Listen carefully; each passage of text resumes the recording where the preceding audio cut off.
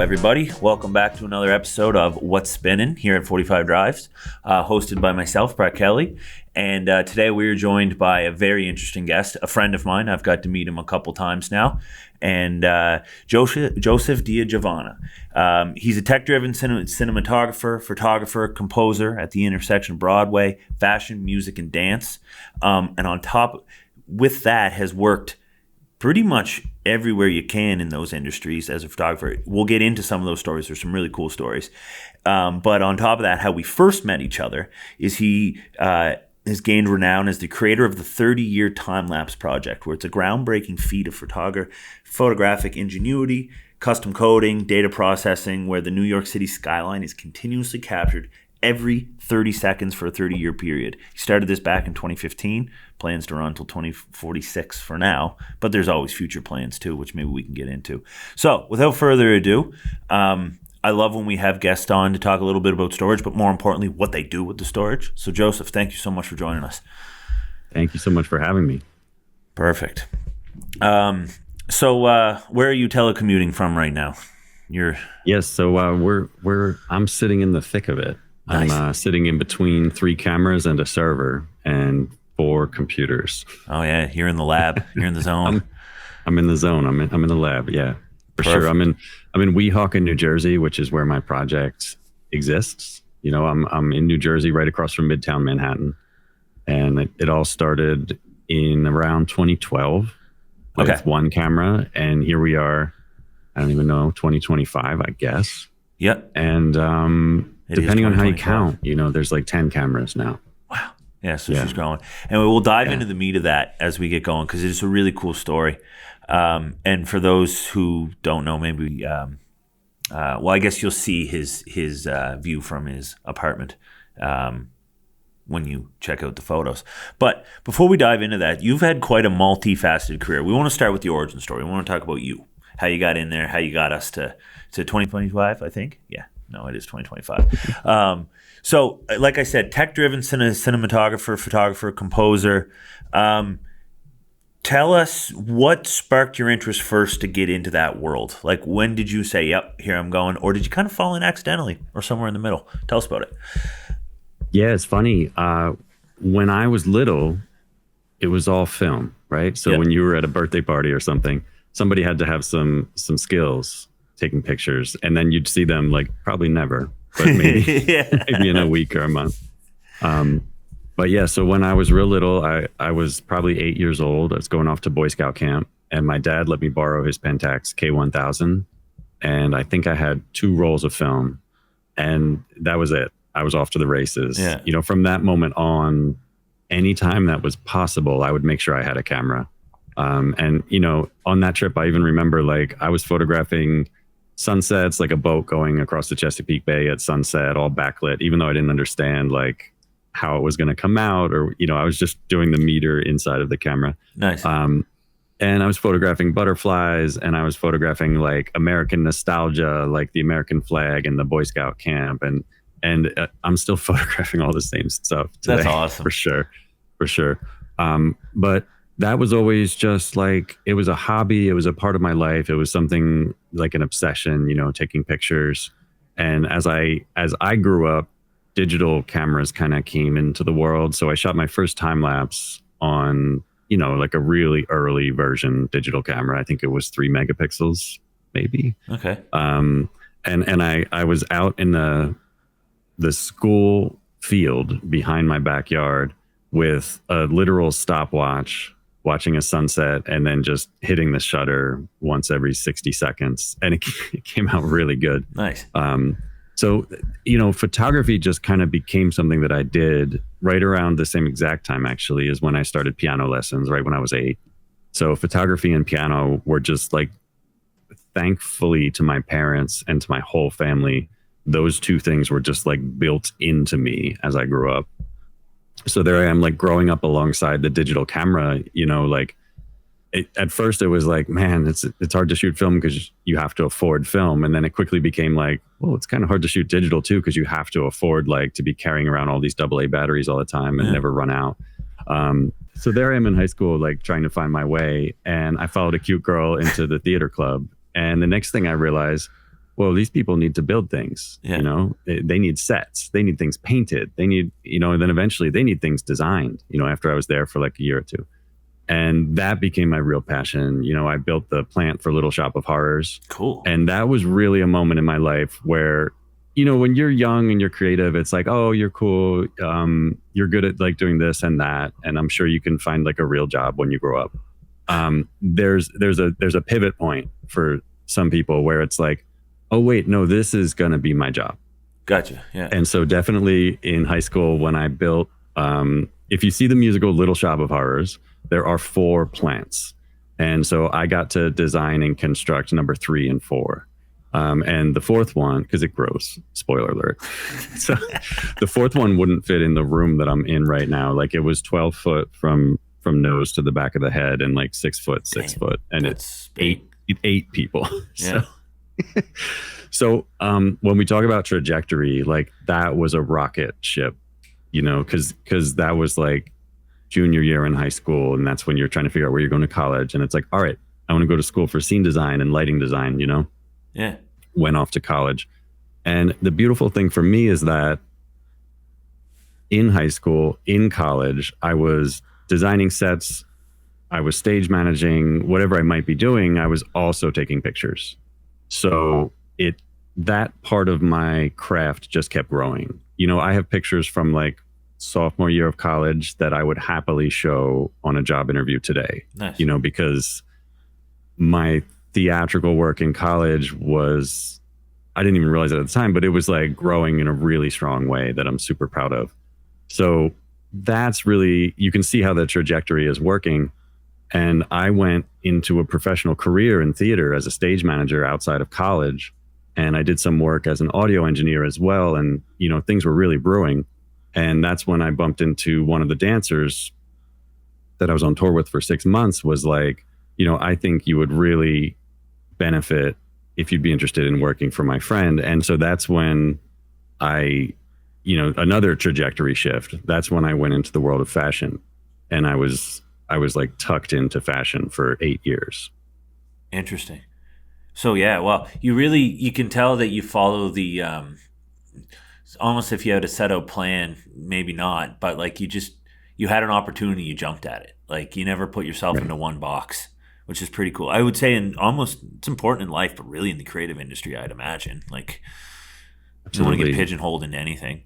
Absolutely. And it becomes about trust too. You know, when I was on a tour of the United States with Cheetah Rivera, The Dancer's Life, one of the greatest experiences of my whole life, you know, I was at lunch in Seattle and the sound guy, Bob, was just like, hey, what are you doing in August? Do you want to go to Japan with me? And I was like, what, excuse me? And it's like a 3-month tour of Japan with another Broadway show, which incidentally is called Blast. And it's like my favorite show of all time. I was like, I can't believe you're even offering me this. So I have been super lucky with these kind of exciting things happening. Yeah. And kind of like you said, when the door opens, I'm like, yep, I'm already in there. You know, I'm like, let's go. And I it seems to be like, I don't know, I always try to find when I do these and talk to people in different industries, the kind of intersection of common traits that I see people going, like entrepreneurship or whatever. It's that opportunity to jump and like, I don't know if this is the right decision for me or not, but it's a good opportunity. My gut says go. And be a good hang, like be fun to work with, because usually someone will grab you and take you with you, or like that's how you get that opportunity. Would you agree that that's true? And I mean, I've got 2 answers to that question, and I don't want to forget to use both of them. But like whenever I have a really big job and it's the night before and I'm nervous, and I'm sure some people aren't, but I am. But whenever I have like high profile client or brand new client or whatever it is that's making me really nervous, I tell myself the same thing every time. I'm like, all you have to do tomorrow is just not be a jerk. I use a different explicative that I won't use on a podcast, but I really, really believe that, like, you know, I've done the training. My skills are what they are. You know, they're not going to get better or worse in the night before. You know what I mean? But basically it's like, I can't remember the exact word you just used. Oh, a good hang. Yeah. You know, it's like, that's what you're going in to make a movie or make a commercial for whatever it might be, for a beer bottle sometimes, or like a fragrance. It's like, you got to go in there and work well with the other people in the room. That's the job. Yeah. And some of the bigger, well, if you're ever working in fashion or advertising, these are collaborations. This is not like one person doing one thing. This is a big room full of people, and everybody's got to get along. Yeah, and it's the creative arts, so there's a little more room for opinion and feeling than the cold, logical world of computers where I come from sometimes. Yes, exactly. Yeah. Exactly. And, but I also, there's something going on here with a conversation I had with Doug from 45 Drives, because, I was on a weird, I had to make a decision and I couldn't find my way through the decision. So I talked to him for some advice, and I was just really thrilled with what he said. It's just about people. He's like, you make your decisions based on people. And if you find people that you like, you move forward with them. I've totally like butchered the way that he said it. Yeah. But it was incredibly helpful. I made the right decision and everything worked out. Awesome. It's funny you say that too, because Doug has given me pieces of wisdom like that too, and I try my best. Actually, my Doug impression's pretty good. I'll save it for right now, but I mean, mine's pretty awesome. Yeah. Anyway, he's awesome for that. But without getting too far into it, I've always believed that I've been lucky that, like, even my parents raised me, said the same thing. Dad always was a salesman. He was just like, Brett, relationships are really what carries you through life. And you see it everywhere. Like, even I don't know, you go to hire new co-op students or something like that. And from my point of view, every resume of someone out of school looks the exact same. They've all done the same things. They have the same skills and everything like that. It's the ones that you want to hang out with. And it's so true. Like 45 Drives, you've hung around us a little bit now. I'd like to consider you a friend of the family. Absolutely.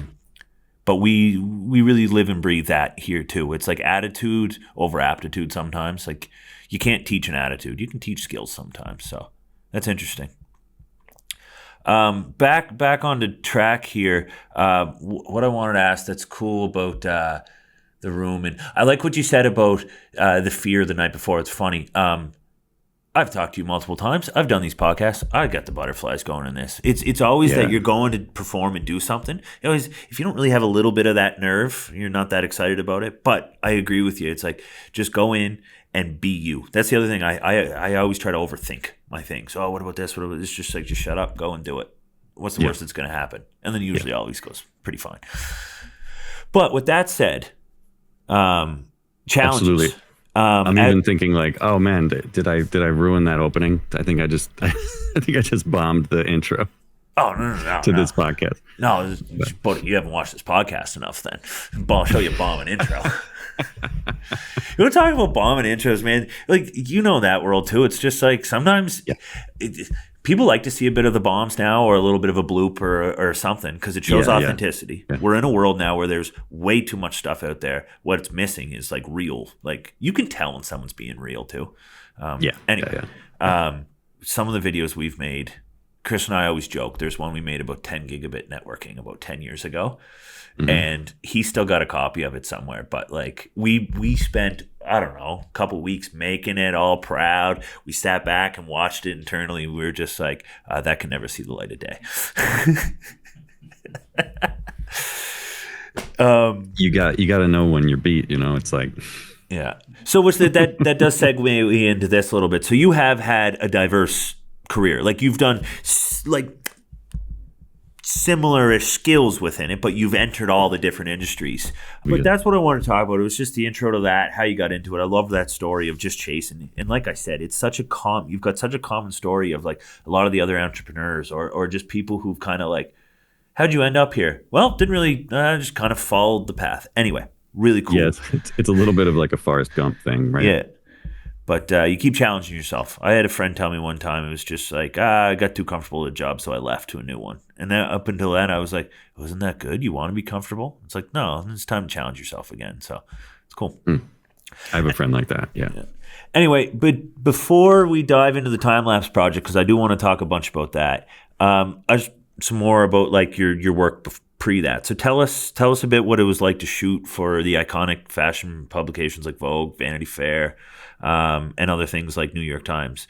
My thing says the New York Times is an iconic fashion publication. It's a little more than that, but but yeah, tell us about some of those, because you've worked with some pretty big names.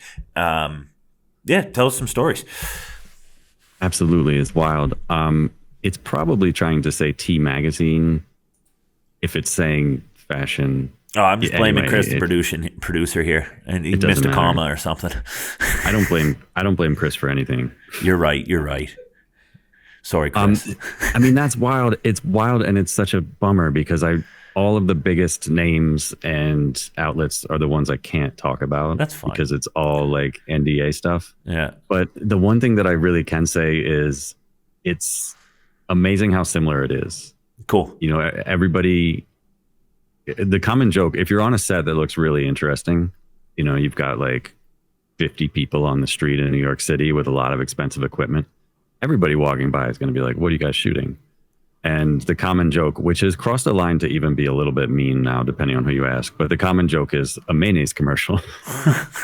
Because like over time, people have come up with an answer that's believable enough and totally uninteresting.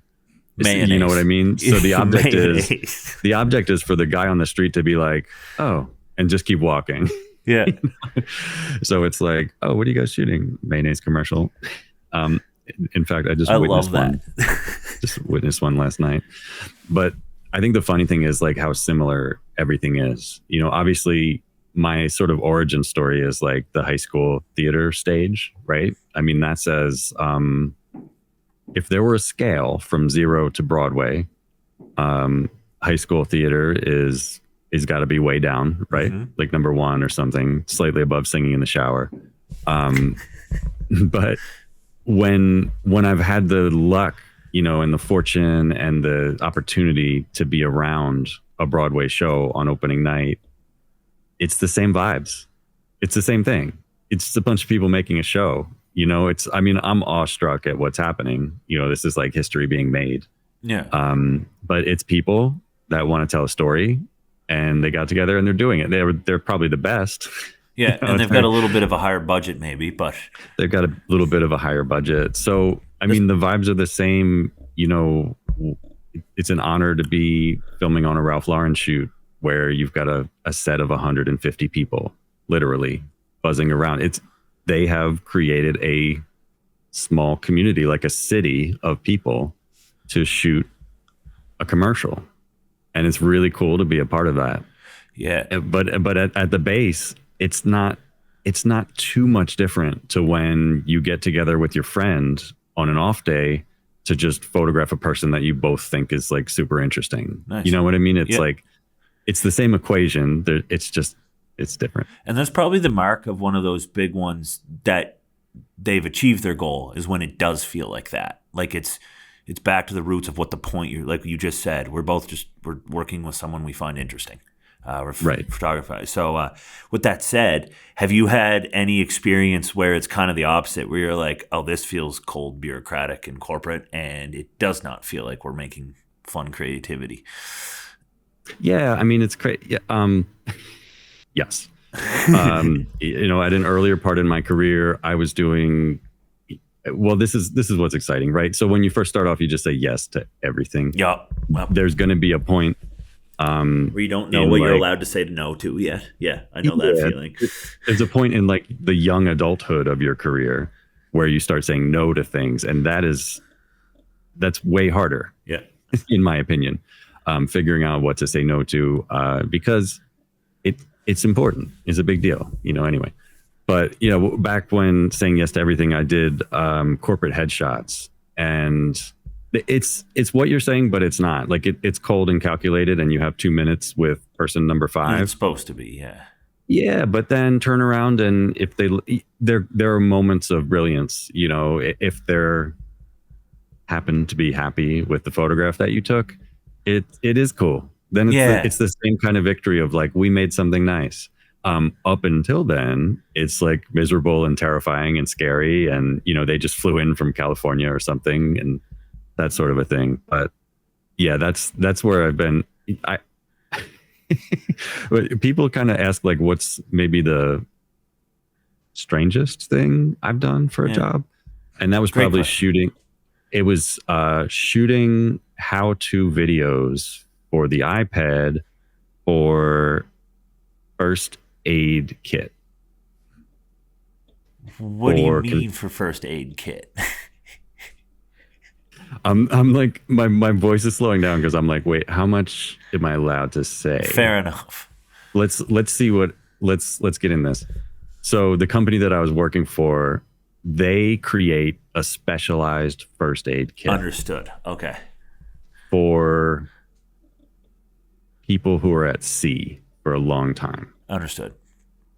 And the how-to videos are like, how can a layperson who's not trained as an EMT or doctor or anything give stitches to their friend Oh, who had a geez. really serious injury out in the absolute middle of nowhere in the ocean? Yeah, Um, that's a challenge. it was challenging. It was challenging. It was also Yeah. cool. You know, the team that I made it with, we've made like scores of other incredible things together. So, you know, when you're doing like special effects makeup to like replicate what this kind of wound would look like. And yeah, it was really a challenge. And then throw in the fact that like you're designing it specifically for the iPad. So you want these videos to be like short form and you got to really hit the nail on the head.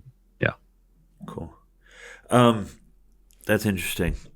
You mentioned something just a second ago about the corporate headshots, actually, where you're like, you can actually find some fun in it, though. Like, if you take one they really like and they're excited, and it kind of Yeah. triggered that thought of like, it's a little bit of the question of like, why do we do the things we do, right? Like, so what gives you the most, I don't know, return, joy, satisfaction in your line of work? Like, is it that? Is it making good art with someone and then they being like, I love it? Or is it just the art of knowing that you did it perfect for what you were trying to do for your vision? Like, what gets you going? What makes you happy? Stand back and go, yep, that was it. So the most satisfying project I've been able to work on is a theatrical show that I worked on recently. Cool. And it's called Is It Thursday Yet? The show tells the story of my friend Jen's late in life autism diagnosis. And as we speak, that whole team is getting ready to perform the show in North Carolina, Nice. at Duke University. So so we started working on that show before Jen had an autism diagnosis. But I'm a photographer and Jen is a choreographer, and we work together a lot. So she had this abstract idea. She got a grant to like have some time in a studio, and we just started working. And in terms of rewarding, this was by leaps and bounds the most rewarding thing I've ever worked on. We really carefully and compassionately told Jen's exact story. We had VHS tapes from her entire life, which helped to give her that diagnosis at age 34. Because autism spectrum disorder diagnoses come from tests that are geared towards people who are like 4 years old. Gotcha. So they don't necessarily have testing that is perfect for people who are grown adults. So we worked on this project. I ended up becoming the projections designer. So we had like 5 projectors. We were projecting onto all different surfaces. We had, like I said, those VHS tapes from her entire life. We also had audio from the actual diagnosis. We had recording of the therapist explaining for 90 minutes. It's not a quick phone call. Damn. About the autism spectrum disorder diagnosis. And then we had like another 100 hours of other sessions. And then I used 3 different cameras to integrate live footage into this piece, which on the surface, it's a dance piece, right? Like if you saw it without, I don't know how to say it. She's dancing Yeah. in the piece. But we're understanding her story as we see footage of her as a child displaying traits that would later, when she was 34, help to diagnose autism spectrum disorder. And so I really wanted to blur the lines between this is footage of her from when she's 16, from when she's 2, from when she's 4 months old. This is footage of her from when she's 30, from when she's 20. And this is the live footage. And so, as a team, I think we really did that. And it's exciting. It's incredible. And so a fellow named Alex Hammer is really integral to this whole, the inception, the entirety of it. And he is close with Jen, and he's made a documentary about that. And the documentary just had the world premiere at the Tribeca Film Festival this summer. Awesome. And it is just kind of racking up additional film festivals as we speak. And I'm super proud of it because my time-lapse project is a part of that documentary. I shot different time lapses, which ended up being a part of the stage production, which is called Is It Thursday Yet? And the film that Alexander Hammer made is called Room to Move. And I hope, well, it's not hope. I'm excited for you to see it. Yeah, cool. No, that's awesome. Good. That's a cool story. So what was, there's a film and then a theater show? There's two different things? I it's hard to describe. I really didn't do a great job there, but yeah, so there's a theatrical show that we made. Yeah. And that show, we had our world premiere out in California, and then we had a New York City premiere, and it went back to California, and now it's in North Carolina. So that's the one going to North Carolina. Gotcha. Yeah. And then the film, this whole process, making the show was around 3 to 4 years of process. And the film was being filmed the whole time. And then, the editing and all that stuff. So the film has just come out. Cool. No, I'm excited to see that. Talk about your impromptu trip to Japan then, because I remember when we were having dinner at the Creator Summit, you were just saying about the fans of that show surprised you how much were there.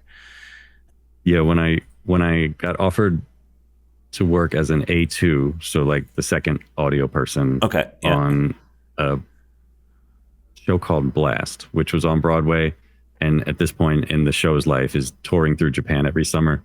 So when I got offered, I just couldn't even believe that it was possible, because I had studied that show in college as a stage manager, because it's an incredibly complex show. The lighting is going to change like 800 times, and it's marching band on a Broadway stage.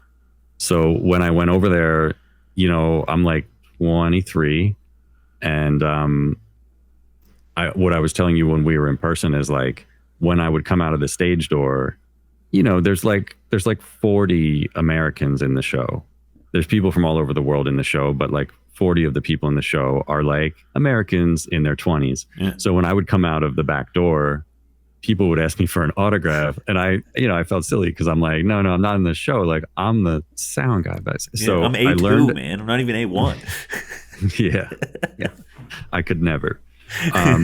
So I learned how to say, no, thank you. I'm in the crew, and I learned how to say it. Of course, it took a bit for me to learn how to say it.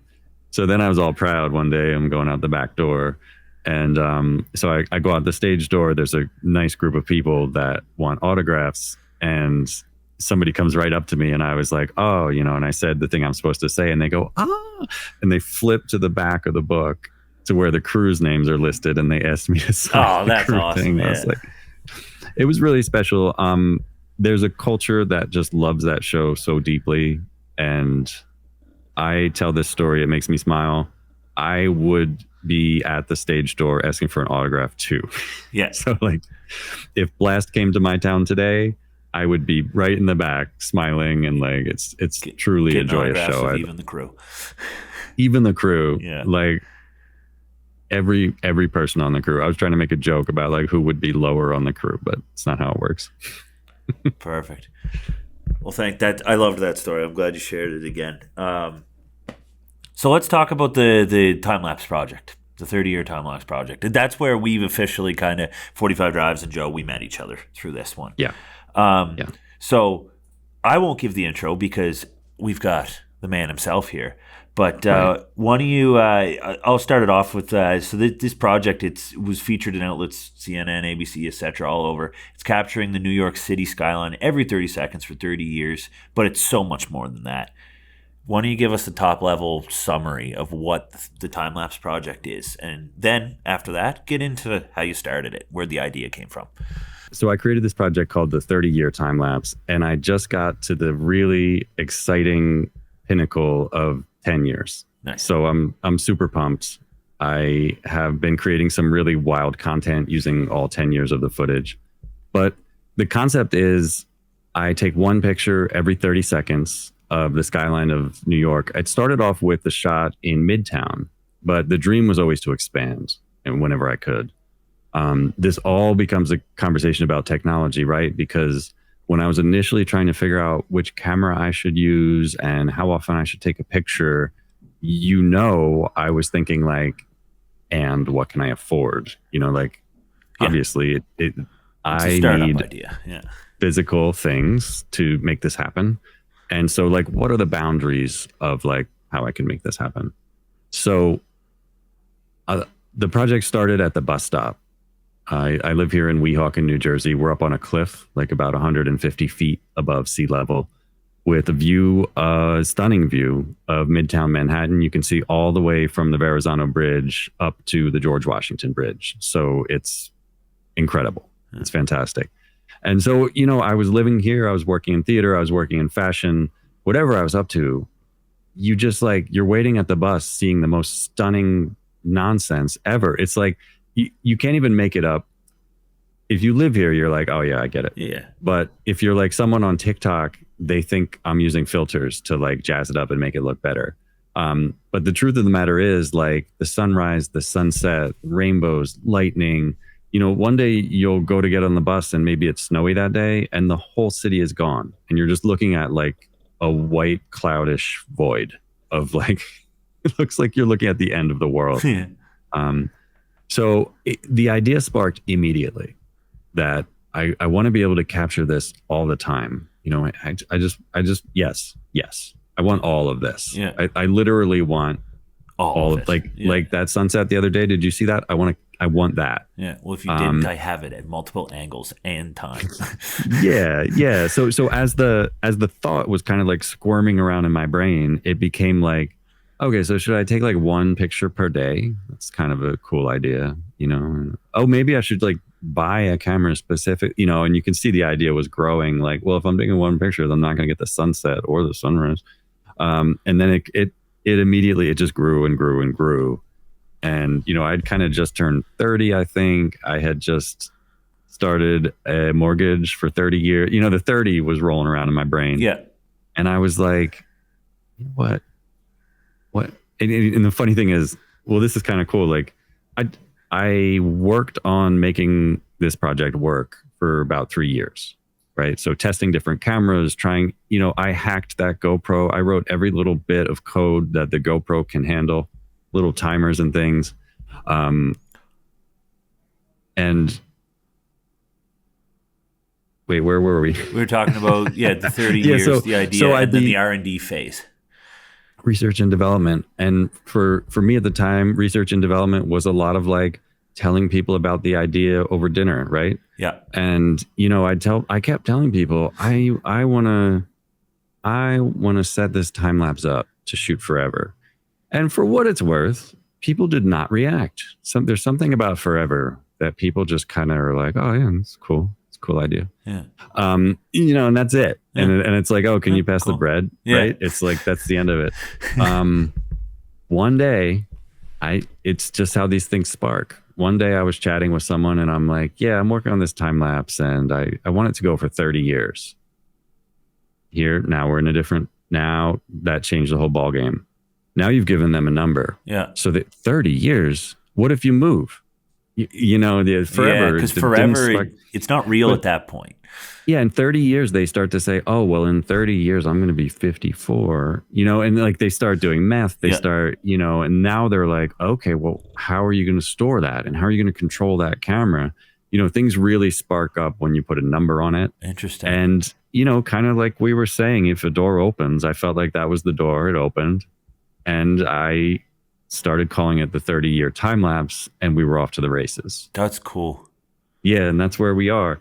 And the funny thing is, I do want it to go forever, but I'm starting to really understand that that's two different things. I feel that I am here to bring this project to the 30-year mark, and maybe that's when I hand it off to someone else. Yeah. Or you and I like the idea of it's not this project of you taking it's for the first year, but it's the overall, I don't know, idea, foundation, principle of the project that you started that could live forever. Maybe New York gets photographed forever, but maybe someone takes up the mantle and starts doing it over in Tokyo or something, and like, oh man, you get to see it worldwide, and then that would be cool. Well, you're pushing my buttons because Tokyo is where I want to go next. Nice. I didn't know that either. I didn't. For anyone, like, that's cool. Yeah. We're just on the same brainwave then.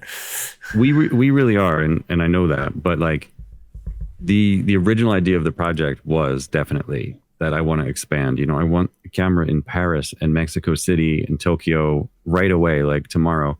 And again, that's a technology situation, and that's where things got really interesting at the Creator Summit, because some of the brilliant minds that you pulled together at that summit were immediately just like throwing good ideas at me about like how it is possible. Yeah. Because if you look at you know, camera number one here, T1, as I call it, that camera, that system, that computer, that hard drive, that's, you know, you're out like 10 grand, 15 grand. That's a lot of money.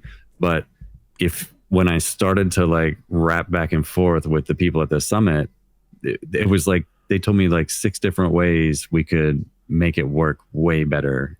And I'm super pumped about that, because I actually feel for the first time that it will be possible to expand.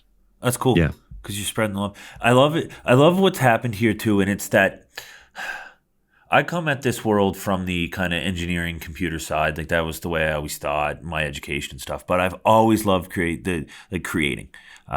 Whether I could do it or not, I just appreciated the art. And I love these intersections of where we find a good creative idea, but also drives a good, like, tough engineering problem, like what you just had to do here. Like you said, and what I want to talk about is I want to rewind. I know we just all went to the grand scale again, but I want to rewind again back to that R&D phase. And I want to talk about like the hacking, when you said you changed any of the code and timers you could on that GoPro. Like, take us through just a little bit of an experiment of like what you tried first, what didn't work, just a little bit of that, what it's like to take an idea from a creative route, then put some like real world bounds on it, and then tie the two together without losing the point of what you were doing, creating something interesting. So take us back through those early days of like, did you already know how to do that with the GoPro, learning? Anyway, just whatever you get hand on that process and how that went. Yes, no, absolutely. You know, when you want to try and figure out what you can do with a GoPro, you end up on GitHub. Yep. Like we all do. And if you're trying to hack the GoPro in 2012, you're going to come across a guy named Conrad who's based out of Spain. And so we became internet friends, and Conrad was like, I don't even know how, he was like the genius of what you can and can't do on a GoPro. And I really pushed it to the limits, but at the end of the day, like, I just couldn't tether the GoPro to a computer. And that was, I was going to say that's a deal breaker. Funny enough, it's not, because the GoPro kind of won this battle. The GoPro is still in the window. Yeah. Not tethered to a computer, and it is still taking a picture every 30 seconds. So when I first conceived this project, it's funny how you have to be both, right? Like, you have to be the artist and you also have to be the technician. And there's a little bit of a war between the two. You know, there's a beauty to, like, if you're on a bigger set or you're collaborating with your friends, where you can just be the artist and be like, I just want to do this, and people can help you figure out how to do it. But with this project, obviously we're here talking because I'm the one that figured out how to do it. Exactly. When I first conceived it, I think I've already told you this. Even though it's absolute silliness, I started with, okay, how can I make this work with the GoPro? And I went down that route.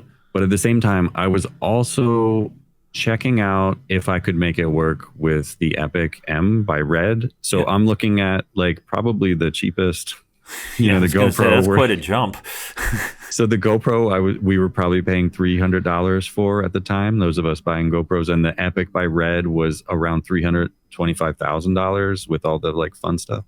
So the range that I was investigating was pretty insane, but yeah. So when I was in college, I took a coding class with Professor Lee Wondowski at Wagner College, and it was just like entry level stuff, right? But I loved it. I loved it. He invited me to be a TA over the summer. He was teaching coding to kids who were like 10 to 14 years old.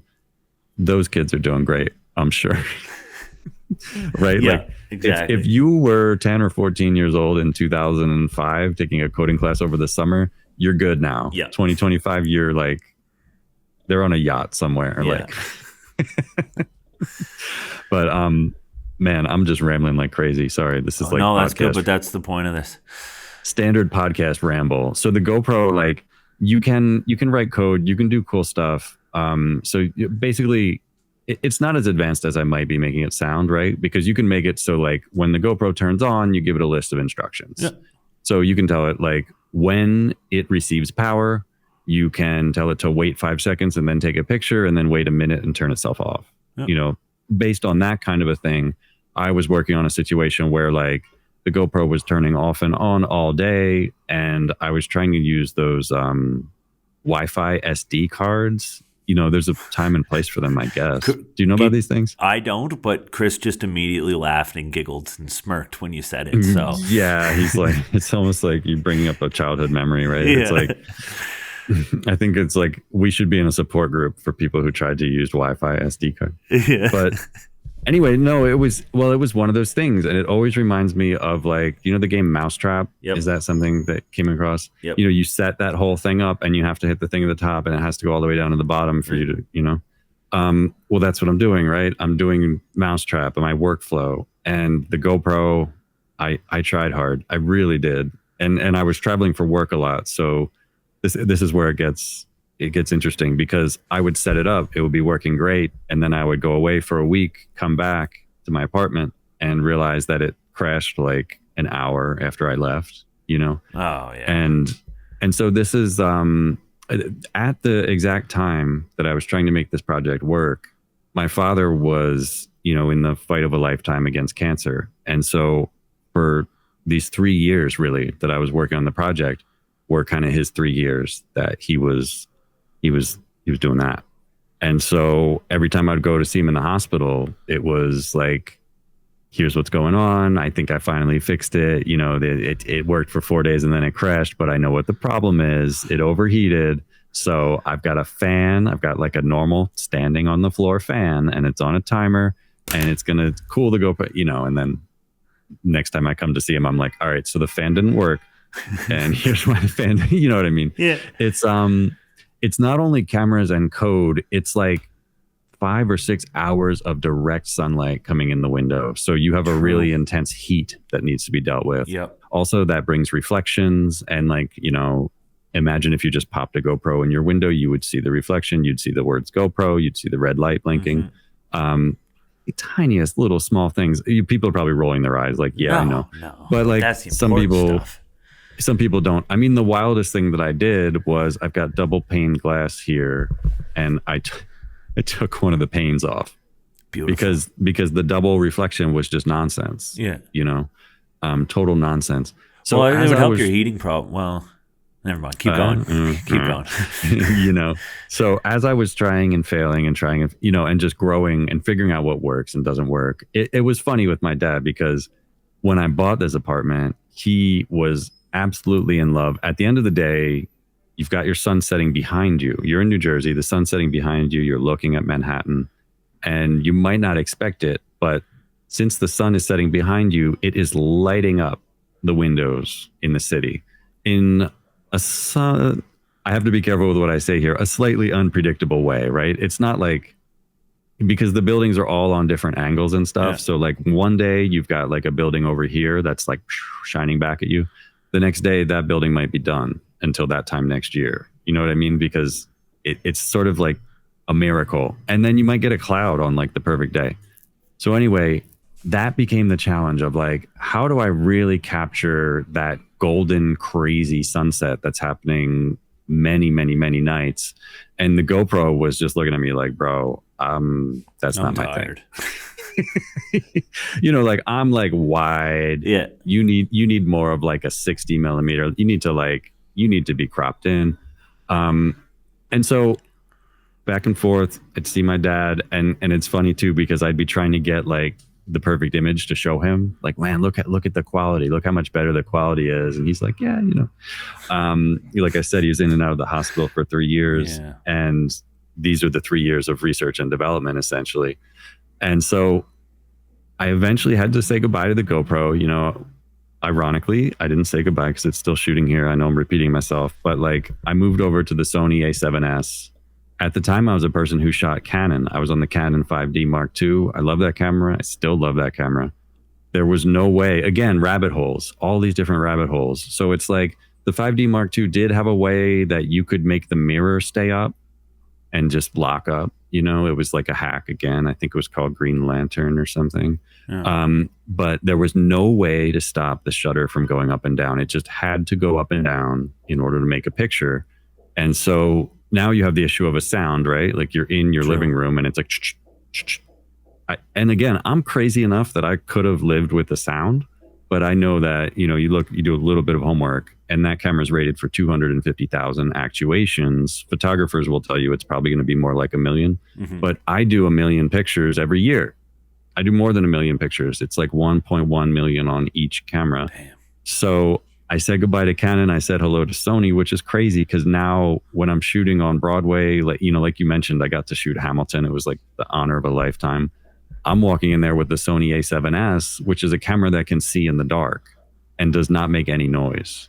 You know, in a much smaller scale, like if my friend is going to read poetry in a bar in the Lower East Side, I don't want my camera to make any noise either, right? Like I don't want to interrupt that show. I know a lot of people are like, whatever, the pictures are more important, you know, just like rifling off shots, but that's not my vibe. So I get to the point where it's finally working and I switch to the Sony A7S. I'm getting these like stunning images I'm shooting raw, by the way. So now you can get really the complexities of that crazy bright sunset with like, you know, the control to make it look how it really looks. Yeah. That's all I wanted. Like, I'm not trying to make anything supernatural, or that's not this project. This project is just like, I love the way the skyline looks, and I want people to be able to see it, and I want people to be able to mark moments that are special to them too. Like, people love to order a print of the minute that their child was born, and that's one of the keystone points of this whole project. Is when I grew up, you could like get a picture. When I grew up, you could get the cover of the New York Times from like the day you were married or your first day at college or any moment that was special to you. And that's really what I'm feeling with this project. I mean, that's the point. So my dad was so funny. Like, I got it to the point where I was super happy with it. Things were working pretty well. And I showed him, like, you know, we were with one of his friends from grade school. And I was like, check out like the resolution I was able to get. Like, I finally kind of nailed the way the sunset looks. And my dad was hysterical. You know, he's just a funny man. Yeah. And so he's kind of like, yeah, it's nice. But then he turns to his friend and he's like, you got to see it in person. Oh, thanks, Dad. Yeah. So, I mean, it was funny. Yeah. He passed away right before the project started working. And I don't really think that's a coincidence. I think that was just how that had to happen. Yep. None of the cameras were shooting on the day that he passed. And I think, again, I think that's the way that had to happen too. Yep. But just under a month later, July 11th of 2015 is when I got the project to work. It's whenever I talk about the start date, I just have to reiterate July 11th, of 2015 is the day that it started working. Yeah. Right. I mean, I didn't pick a day. That's when it went into production. Project started long before that. Yeah. Yeah. You know, it also started, you know, at some point in February that year. It also started, you know, it started and just kept stopping. Yeah. Sorry. July 11th is when it didn't stop. It's when it didn't break or didn't, you know, whatever. You get what I'm trying to say. The thing that's really special about that is that July 11th, you know, here we are in Weehawken, New Jersey, and July 11th is probably the most famous day historically in Weehawken, New Jersey, because that's when Hamilton and Burr had their famous duel. No way. I did not know that. In Weehawken, New Jersey. And when you come visit, there's a rock that Hamilton allegedly, when he was shot, was like, oh man, and like laid on the rock to like rest for a second. Yeah. And the history books are literally like, that's not the rock. Yes, it is. We've decided. I think the plaque even is like, this isn't really the rock. Yeah. We're paraphrasing. It's somewhere around here. But it was July 11th. They're like, there was, you know, whatever, if there was a rock or not. And then Hamilton, of course, you know, they rode him back to New York City and they couldn't save him. Well, that's cool. Thank you for that story. And of course, condolences about your father. It's been years now, but it does feel like, I don't know, through the R&D, and he went, all right, he needs one little kick of help, and then he went off to help you or something. Yeah. Right. Yeah. No. Yeah. You're exactly right. And so the button on that story was that the project became dedicated to him. Nice. I mean, it was something that he loved deeply. Just to have a cocktail at the sunset, and so the project became in his memory. That's nice. And I want to move on and talk about some of the technical challenges of this and when 45 came in. But I do want to bring up a story you mentioned of like why people would like it. Is you get the picture of the newspaper on maybe the day you were born or a big Memorial Day. I seem to remember, and I'm sorry if I'm paraphrasing, of a story you said of there was one of your photos, you were looking for something, but then there was a comment of someone was just like, oh, can I have this? My mother or something passed on this day. And then someone else came back and was like, oh, my daughter was born this day. And then there was expand on that a little bit if I'm getting that story correct. Because I thought that was perfect for this whole point of what you're doing. Yeah, so the project started in 2015 and it really didn't take off. You know, I was rolling around, years were going by, and I was got like 325 followers, you know. It didn't take off. That's the perfect way to say it. Yeah. And then I got an email from a Frenchman who was like, hey, I think your project's really cool. And I am making a series about people who do really cool time-lapse projects. And would you want to be the first in the series? And I was like, what? Of course. Are you kidding? Yes. Yes times yes times 1,000, right? So that's Emmerich Labar's. Of course, we didn't know each other at the time. Now we're good friends. But he came to Weehawken and filmed me, and he made a 13-minute documentary, which went up on YouTube. And like, so this is wild, right? You know, I'm working on this thing for about 3.5 years ish. And this person comes out of the blue and thinks it's really cool. So that's amazing. Yeah. And, he asked me if I had any notes, and like the only note I had was that it was 13 minutes, but I didn't say anything. In my head, I was thinking like, nobody's gonna watch this for 13 minutes. Yeah. That's all I could think of. But he made an incredible film, and it went hyper viral. He did 1 million views in one day. You know, he threw another 1 million views on in the next 4 days, and then I think YouTube kind of clamped it because like, we did like another 1 million views in 2 weeks, and then it just kind of parked there. Yeah. Okay. Whatever. I am not complaining, not at all. You know, I'm super proud of what he made. I'm super proud of my project, obviously, but that generated so much interest in that moment. You know, that's how the CNN came to pass. So the CNN did an article about my project, you know, inspired because the author had seen Emmerich's film. Nice. So all these things were just kind of growing and like a snowball rolling down a hill in the best way. And I'm sitting there on the couch, like getting all these notifications, right? Like all of a sudden people are following the project. I basically got the entire followership that I have now in that moment, you know, from the viralness of the film that Emmerich made.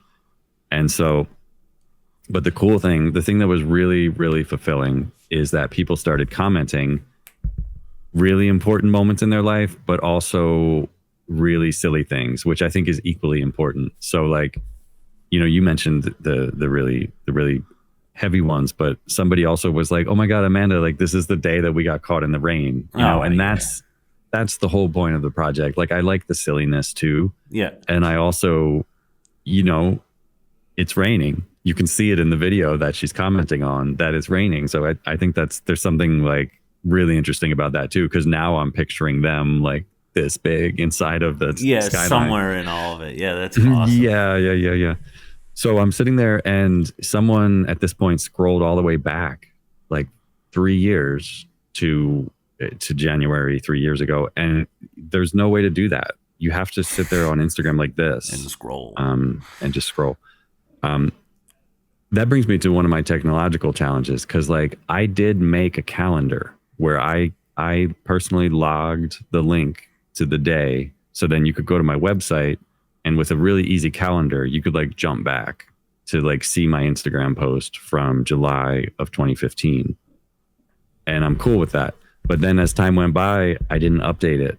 And then it got to the point where it's like 3 years behind. And I just kept thinking, well, I'm going to automate that. There's a way to automate that. There's a way to, and recently I kind of dove in and I tried to use a site crawler to go, you know, to comb its way through Instagram, but you just get blocked because Instagram doesn't, nothing like it's not a public site. It's not a public website that a browser could just crawl. You have to be logged in. Yeah. And as soon as it can tell that you're doing an automated task, you just get locked right out. Yeah. So anyway, that's a total tangent that you can cut if you want, but like it is a problem of like, what's the best way to do this? I mean, I could almost crowdsource it and just, I can volunteer my time, ask if people want to volunteer their time to go backwards and find all the dates. But I don't know. I have so many things that I want to do, and there's technology sometimes helps and it's sometimes in the way. But in this exact moment that you're talking about, someone scrolled all the way back. You know, I'm sure it took 20 minutes to scroll back because I had to do the same thing. And they commented on the day that their mom passed away. And so they said, this is the day at 9 a.m.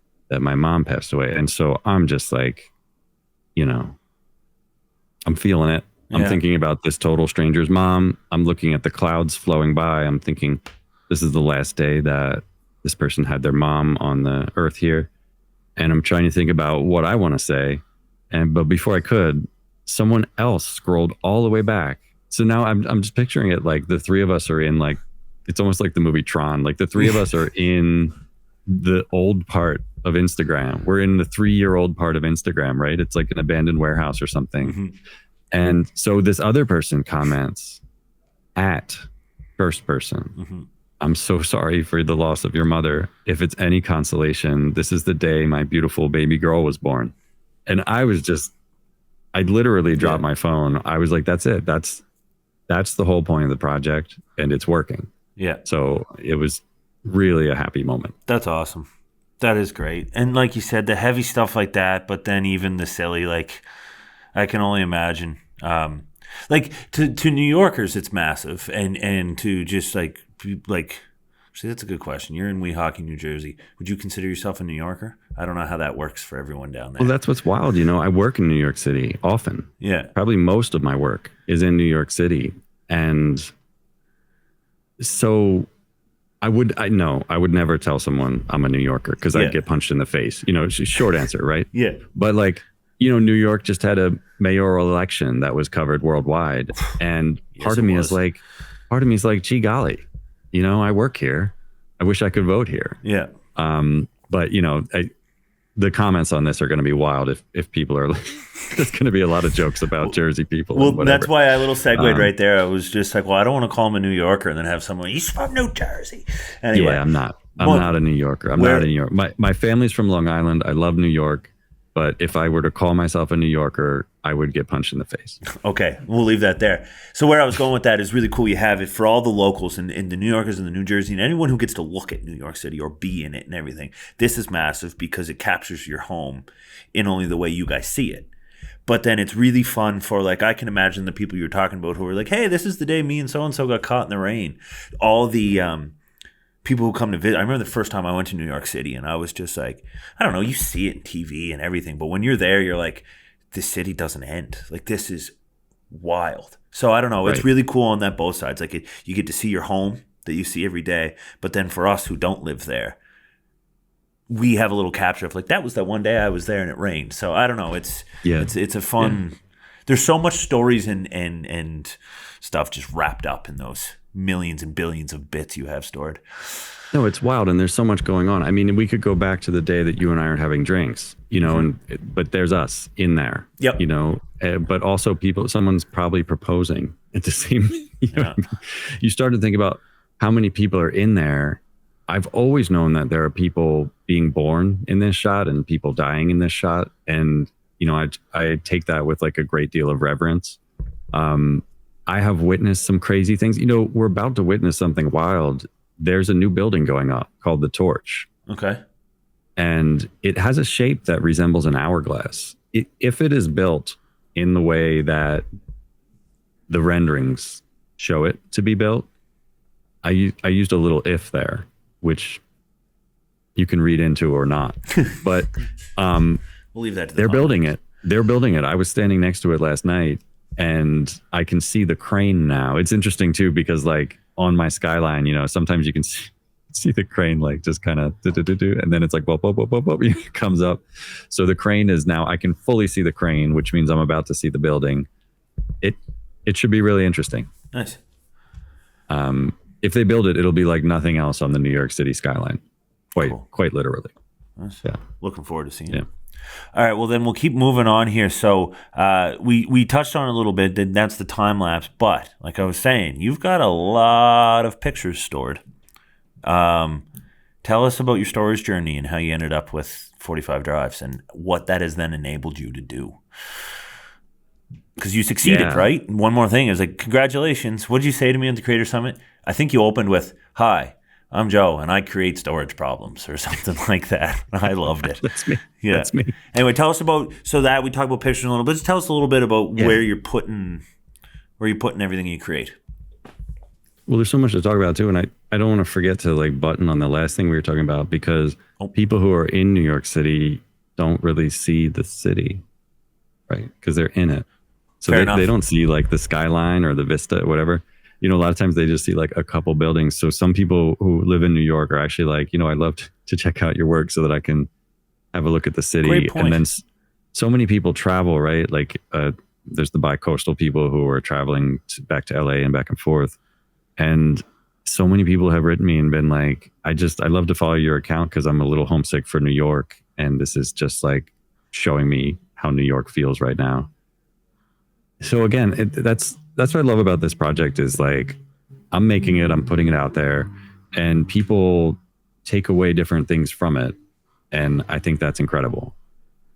That is awesome. And I guess kind of the point of why you make something where it's like, well, here's the intended use of it, but the magic in it is where other people, how it impacts other people and where they take it and what it means to them. And it's cool. Yeah, exactly.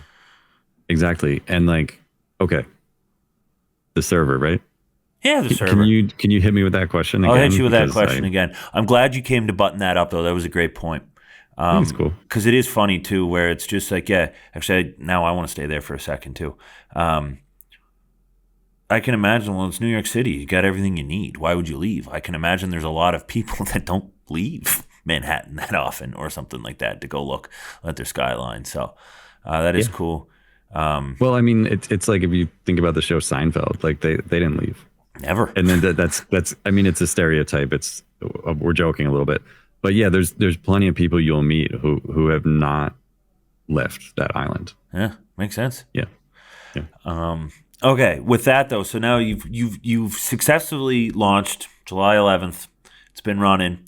Like you said when at the Creator Summit, you said, "Hi, I'm Joe, and I create storage problems." So you solve one problem, you're succeeding, you've taken all your pictures, you're expanding your pictures, but then you got to store them somewhere. So take us through your journey of where you started putting things first and then how you ended up on your 45 Drive server and what that's allowed you to do that you couldn't do before with your current storage setup, your past storage setup. Yeah, I mean, storage was massive part of the original research and development, right? Like, how are we going to do this? So, but it's a big part of every time lapse that you shoot. You know, you just picture like you're going to shoot like the moon rising over a building or something. Like, as soon as you get to where you're going to be, you're setting it up, you're thinking about like, all right, I got my batteries, I've got my memory card. How much, like, I want to shoot a time lapse, right? So like, how many pictures can I take over what amount of time? How much room do I have on this memory card? You don't want to switch memory cards because you don't want to touch the camera because you're going to move it a little bit and then you're going to have to fix that later. Right. So that's basically what I'm working with here with the project. Was like when I was back on the GoPro, that's when I was telling you the struggles with like, how do I get these pictures off the camera? And you just couldn't, you know, long story short, I couldn't. I'll just throw a little footnote. There are ways to do it. There are companies that do a great job of getting pictures off the GoPro. They do like long-term time-lapse solutions, and just so there's no one in the comments like, oh, there is a way to do it. All right, there is. I admit it.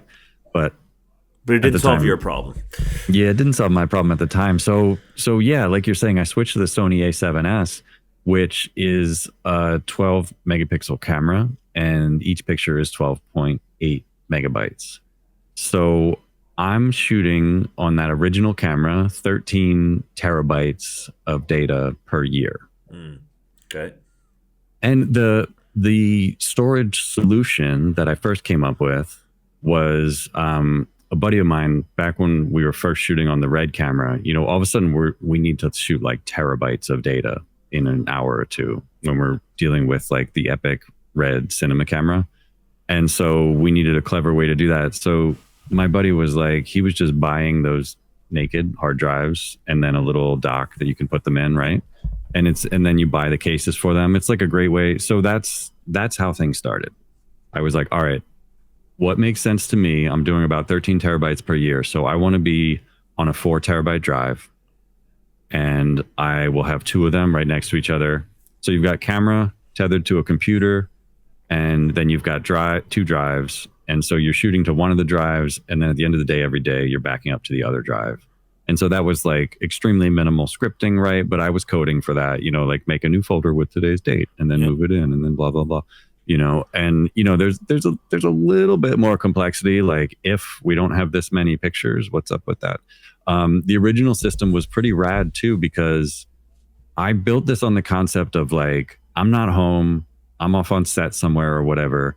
So I designed it so that it would create the video from the stills, email it to me with the Instagram hashtags already set up. Nice. And so then I would just get an email that has the video in it, the 15-second video, and then the hashtags exactly how I want them. Like with today's date, it's day 2 of 10,958, you know, and like it was all already set up and it was ready to go. I eventually drifted away from that for like, you know, this podcast is not going to be 10 hours long, but the next time you have me, like, we can get into more details, right? Perfect. So the original data setup, which is all you asked about before I started drifting like I do, was, you know, the 2 4 terabyte hard drives. And why 4 terabytes, Joe? That's a fairly small number. Mm-hmm. The idea was like, I don't want to put too many eggs in one basket. Yep. You know, I was thinking about a failure. At that time, I wasn't using any kind of like the RAID setup that you would want to protect against failure. I was just a dude that could afford to buy like a Mac laptop. Yeah. These hard drives are affordable, right? Like and so I'm looking at the hard drives over there. The first 8 of them were 4 terabyte hard drives. And then at a certain point, I guess I was just like, yeah, this is silly. Let's, you know, I went up to like an 8 terabyte, whatever. And then by the time 45 drives came into the picture, I was really on like a 16 terabyte. So I was on that drive for like the whole year. Yeah. Okay. And if we want to get into the real nitty gritty, we'll skip over that. All right. So that is where the data adventure started. And actually, the phone call from 45 Drives came when Emmerich's video came out about my project. Yes. I heard from somebody at 45 Drives, and we had a great call. And I was just like, yeah, of course. Yes. Of course, I would love to collaborate, whatever it is. It's like, I'm not going to come up with a witty analogy, but what I can say is 45 Drives makes exactly the solution that I needed. Nice. You know what I mean? Yep. Like, it's like if you're in the desert and a water salesman comes up, like, yeah, I need water. I'm in the desert. Yeah. It's like, I'm here. Again, even in this moment when the project's been going on for 10 years and things are pretty set in stone, I would really like to take a picture every 15 seconds instead of every 30. And sometimes, the homies reach out on Instagram, the photographers, and they're like, I really wish you were more on like a 15-second interval. And I'm like, hey, wait, come on. Come on. So do I. It'd be a lot cooler if you were, man. Yeah. A lot cooler if you were. That's exactly the vibe. And it's like, it's all good. It's all in good fun. It comes from a good place. But there are times when it's like, oh man, I know. Yeah. I know. So when they I already knew that. Yeah. Yeah, you're kind of poking a wound there. Yeah. But like, decisions have been made. And that's it. You got to stick to a plan. If you change, you change. Like, it's a long-term thing. You got to, the ship is sailing, buddy. Well, here's where things got dicey because like this project is scrappy. Like, I don't want everybody to think, if you go to my website, you can see a map of like, you go to nyctimescape.com, you can see a whole map of like all the cameras, all the computers, how it works from A to B, blah, blah, blah. It's cool. I'm really proud of it. But it started off super scrappy. It did not look like that at all. The second camera, which is pointed down at the World Trade Center and Tribeca, and you really feel the Hudson River. You feel all the ships coming in and out and the Verrazano Bridge. That camera was also my second camera for shooting. So if I had an interview or I was filming a concert or whatever, that camera's not in the window. It went in the window in like January of 2016, but it would come down anytime I had a gig. Gotcha. So if someone's like scrolling nyctimescape.com and they're like, wait, I'm in February of 2016 and like at 10 p.m. the camera suddenly turns on again. It's like, that's because I was just making it happen. Yeah. And speaking of data, like that camera, when it started, did not have a computer, did not have a hard drive, did not have anything. It was just an SD card. As this project is trying to grow, as the ideas are trying to grow, there are restrictions and there are like obvious limitations of technology. And me as like a scrappy little dude, I'm figuring out ways like how far can I push? Also think about you have to like quantify a little bit like how much time that takes for you as an artist to be like, okay, now I got to get up in the window, get that set up, try and lens it perfectly. It's wild. But yeah, when you talk about the data journey, like that's what's interesting. And that's kind of something I want to bring up now too, is like during the pandemic, started going live every day. Something that became called the Sunset Club. And so like I'm live with people from all over the world and people are talking about what we're all going through, which is rad. But one thing became really apparent, like I really got to add a live stream. So I did. So I added live stream. Eventually I was able to raise a little bit more money and add another live stream. So I've got 2 live streams of New York City and they were just getting deleted every day. I'm live on Twitch. NYC Timescape is one of my Twitches. The other one is called Sunset Club. I'm live 24 hours a day for like 5 years now on 2 cameras, but it was all just getting deleted at the end of the day because I couldn't afford to save the data. Yep. And that's one of the things as we kept going back and forth, it became something that 45 Drives made possible. And so now starting several months ago, there's this whole other archive that exists that I haven't even been able to touch yet, really, but it's there. So That's it's awesome. like, it's a whole world of real-time video footage of the city of New York being archived forever. It's crazy. That's awesome. Yeah, I love hearing that. That's so cool because I've said it before and I'll say it again. It's funny, some people disagree with me in my industry, but storage itself is boring. It's infrastructure. It's like the roads. It has to be there. We need it. But what makes it useful and fun and interesting is what people do with it. And hearing stories like that is like, I asked earlier about the kind of satisfaction. Everyone's got to find the thing in their work that gives them their satisfaction. Obviously, getting paid and living is part of it. Right. But like shit like this is what I'm like, yeah, that's why like it just fills me with joy. Like, yeah, cool, we got to enable someone. And then therefore they can go enable someone else's thing and stuff like that. And that's kind of how this idealistic way of how we're all supposed to operate in this world. We do something useful and then someone else benefits and goes. But it's why I love talking about how the storage gets used the most. Anyway, it's really cool that you've got all that, because now, like you said, you've got 24/7 live stream of how many views of New York, like of both.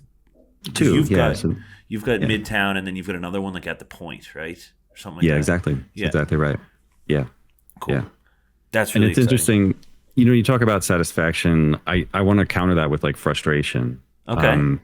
I get to talk about this project pretty often, and I'm always talking about the great parts, right? This project's really hard on the base level. This is a difficult project. There's barely a day that goes by that I don't have one of the computers is kind of giving me trouble, needs a restart or something like that. It's a challenging project. It really is. I can't even estimate how many hours I've spent. Well, you get the concept, right? When we talk about all the research and development that I've done, I'm not complaining. I'm not complaining at all. But all I'm trying to you can't hide the frustration too. Like, yeah. Well, what I'm trying to say, I should be more succinct, but I'm not, is like, it's a hard project. It's a lot of work, but it always makes itself worth it. Nice. When I sit down, I'm like, okay, I'm going to process a couple videos right now. I'm going to give it a go. I am always surprised by what I find. Like just to hear me at my desk here, like what? Just like screaming, like there's a meteor at 4:30 a.m. this spring over New York City. Are you out of your mind? Or just, I know it, but I always forget it that the planets rise out of Times Square. So like, there's Venus, there's Venus, there's Jupiter. It's incredible. And so back to your point of like, what comes next is like I have this list of timescape ideas. Cool. And it just keeps growing. If I were to win the lottery or something, I will just sit with that list and just go through it. You know what I mean? Because there are so many exciting ideas in there. But one of them is like, I just want to do what do they call it? Star stacks. Have you seen this? It's like, yeah. So I want to do the star stacks with Venus, because Venus comes and goes throughout the year. I think it's at one point, and I'm going to sound like a silly goose, but at one point it's a sunrise planet, and at one point it's a sunset planet. Anyway, if I could just map that out the whole year in star stacks coming out of the top of the Manhattan skyline, that's incredible. Yeah. But this is another project that would be like 100% not possible when I'm, my project as it grew, right? So we started like, I'm on those 4 terabyte hard drives. We started there. And then it grew to the point where I'm looking at 22 just for T1, just for the first camera. I have 22 separate hard drives in duplicate. So that's 44, right? The other 22 are in my friend's basement in New Jersey, far away from me, like keeping themselves safe. Yeah, long-term storage. But the project just grew in an outrageous way. Once I added that camera, and then I added another camera, then I added a backup of the first camera, then I added a Harlem camera. So there are 5 A7Ss taking a picture every 30 seconds. It's an outrageous amount of data. And when it all got spread out onto these separate physical hard drives, there's nothing you can do. It came to the point where the prep for doing a project was almost as long as the project. Yeah. So, if I want to get all of my Hudson Yards camera pictures and all of my World Trade Center camera pictures and Midtown camera pictures from March into one area, I was purchasing a hard drive, copying terabytes worth of data onto it, right? You see how stinky this is, right? You just made a face. And so you end up having all these workspace hard drives. It's chaotic. Yeah. And also the other thing is like collaboration. I've been really lucky that a couple people have reached out, like wanting to collaborate. They've had a cool idea of what to do with my footage. And again, when I'm on a network attached storage solution that I am right now with 45 drives, there are ways that I can like grant someone access to the footage, right? But at the time, it's like, no. It's this whole dreadful thing that would take like days to prep the files for someone else to, you know what I'm saying? Yeah. So it's kind of amazing, like what technology will allow me to do with this project. It's really amazing. That is cool. I love that. And I do some things where, you know, on the surface of my project, you go to Instagram, which is where my project mostly lives, and you see me posting the sunrise through the sunset every day. It's usually pretty straightforward. Separate from that, I'm doing all kinds of crazy stuff, right? Where I'm using like a picture from every day of the year. And so now we're dealing with, you know, just to summarize, we're dealing with like more than 1 million images in one After Effects file. Oh, geez. Yeah, like, that must be a challenge. Yeah. And it's a challenge, of course, if they're all on different drives. Yeah. And, you know, how are you dealing with that? Cut myself off a little bit, but I'm excited to share. I'll have to come back if you'll have me back for the podcast. I'll have you back anytime, Joe. There is some really wild stuff in the pipeline. I'll just leave it at that. Okay, well, that's really exciting. No, I love that. Go ahead. Mm-hmm. Yeah. There's some really wild stuff in the pipeline right now that is only possible by having everything in one place on a server. That's awesome. I'm glad we can help you with that. Which then my question does say, and maybe this is part of the pipeline thing, you've got an S45, 45 bays, you can get a lot of storage into that. You're going to outgrow that before the 30 years is up? Absolutely. Yeah. In fact, it makes me nervous every time I look. I'm like, how much storage is left? But yeah, it's going to outgrow, I think. I don't know. I'll let you know. Okay. Well, I brought that up on purpose because we're in this with you now. You're not getting rid of us. Oh, it's like that? Okay. Yeah. Okay. We'll figure something out together. Okay. I was just going to, yeah, go ahead. Okay. So we're going to keep moving here. We've been going for a bit here, so I'm going to move. 397.36 terabytes available. Okay. All right. We got some time. I think that gives us a few years. All right. Yeah, perfect. A few years before I need to get a job cleaning dishes at 45 Drive. Well, we've got our beautiful Wilmington office we can host you in. Maybe we'll have a New York one, or maybe we'll have a Weehawken one by then. Oh, God, yeah. Please. Yeah. All right. So thank you for the breakdown of everything. We're going to move into our closing segment here. I want to talk about just one more little thing that you can give advice out to people, and then we want to give you a little place to do a plug and where we can find everything for you. So just back to you're doing two things here. You are successful in the industries that you've been working in, of all the skills, and you've started a crazy successful, what do I call it? Just project with finding funding and everything like that. What's advice you have for other people who want to follow similar paths down either of those paths? People who have a crazy idea and need to start it, or just even how do you find success in the industries that you've found? And yeah, what do you think? Yeah, I mean, when we talk about industry, I come from the model of working for someone like an apprentice sort of a way. And everything that makes me hireable is because there were really incredible people that allowed me to work with them and learn from them, right? You know, I'm picturing everything at once. Like I'm picturing working for Richard Croft at the College of New Jersey, like as a sound person. Yeah. So in terms of like my career, which spans across theater and fashion and dance, a little bit into the technology side, it's all been about apprenticeship. It kind of goes back to what Doug from 45 Drives is saying about people. You know, it's almost like you make your decisions based on people. Gotcha. It's like when I had that opportunity to go to Japan on that job, it was not a stranger offering me to go to Japan, right? It was a person who I'd worked with on tour of the US for a few months. I saw his work ethic and I thought, yeah, this is a person that I trust, that I can learn from, and that I want to be around. So in terms of my career, it's always been about that. Cool.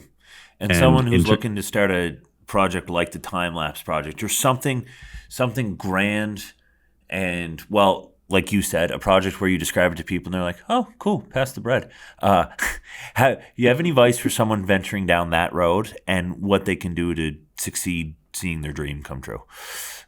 I think it's that you've got to do your thing. You got to find a thing that, I almost said you thing that you can do better than everyone else, but that's the wrong word. It's not better. It's like you find a thing that has to be you doing it. Yeah. Sometimes it's like almost you believe in it more than anyone else. Yeah. I think it just has to be you. There are times when it's not even jobs. Sometimes there's just a thing that I could go photograph, let's just leave it at that. And I have to think to myself, are other people going to shoot that? You know what I mean? Mm-hmm. In other words, I'm talking to myself and I'm thinking, does it have to be you? Someone else is gonna take a picture of that carnival. No problem. So if it's better for you to rest, you should rest. I just think it's like, find your weird thing and do it weirder than everyone else. Cool. Doing it better than everyone else, that's wacky. This isn't a better. We're, as artists, we can't be scored in that way.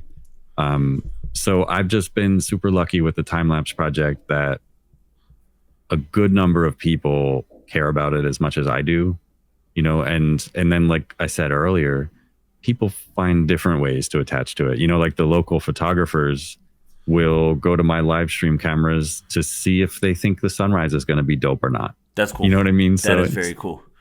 It's wild for people to find their uses. I'm still dying for someone to find a great use in terms of weather, right? And like studying it. People often ask about like global warming and like, what can my project show? And I'm like, yes, please take a look. What can we learn from it? We're absolutely seeing like, just this might be too tangential for the wrap up, right? But like in 2015, it was absolutely unheard of that you would ever see wildfire smoke in or around New York City. Just unheard of. Mm-hmm. In the past few years, it's become so commonplace that people don't even bat an eye. So that's been a change over 10 years. And then you could see that in the time lapse of just like, why is it all dark and looks like the end of the world for a little bit over New York? You can absolutely. It's just Canada sending down our smoke. You can absolutely see that in the time lapse. That's cool. But yeah, I wonder if there's some. Have you worked with anyone to like do data analysis or deeper kind of dives into that? I guess it's public, so they can do it on their own if they want to. But yeah, I want to actually. I really have not. I have not. Mm-hmm. At one point it was in the works and it was getting planned and it all got canceled. But it was super exciting to me. It was in the middle of the pandemic. And I was like, hey, let's get some data analysts to check out these windows. How many windows are in my shot? 1 million? 1,000? 100,000? I don't know. I don't even know how many buildings are in my shot. Recently, I've been thinking is that a good thing to ask ChatGPT? I'm so novice about that. Yeah. Can I feed it a picture and say, hey, how many buildings are in this picture? Well, you can try. Yeah, right. It's one of those ones where the backing tool technology behind it could do it. ChatGPT, it's kind of like the CPU GPU thing, where it's just like, it's not really built to do that. You could train it there, but right, But anyway, so can't hurt. Yeah, and then my thought was like, oh, here we are in the pandemic. It would sure be fascinating to get a count of how many lights are on at night, right? Did people leave? Are people like out in the Adirondacks? Or are people home? Are they home more or less? Or, I thought that was really some interesting information that we could get from the project. Yeah, that makes sense. Yeah. Anyway, well, you've got it stored forever, so we can always go back and look. We've got it stored forever. All right. So with that, I'll thank you again for coming in and spending this time with us. It's always a pleasure talking to you. And I'll throw it over to you for one last thing. Where can everyone come to follow you to see all your work, website, portfolio, social media handles, everything like that? Absolutely. So for everything to do with my project, head to nyctimescape.com. That's going to show you all kinds of behind the scenes stuff. It's going to allow you to browse all images from the project. So you can real quick just browse through like 20 or 30 million images. Dang. And that'll also guide you to the live streams, which are on Twitch. It'll also link you to Instagram at NYC_timescape, which is where the project lives. And there's also some great videos like introduction to time-lapse is on there, like for absolute beginners, like, oh, I really want to get started into this. I have a phone. How do I get started? And there's also some like Q&A stuff in there. And that's a good way to reach out to me too, if you wanted to reach me directly. Perfect. So with that, I'll say thank you again. This was a pleasure. And we're definitely going to have you on again because there's some deeper dives we can do. Yeah. So with that, we'll sign off here. Thanks, everyone. That's What's Spinning. See you later.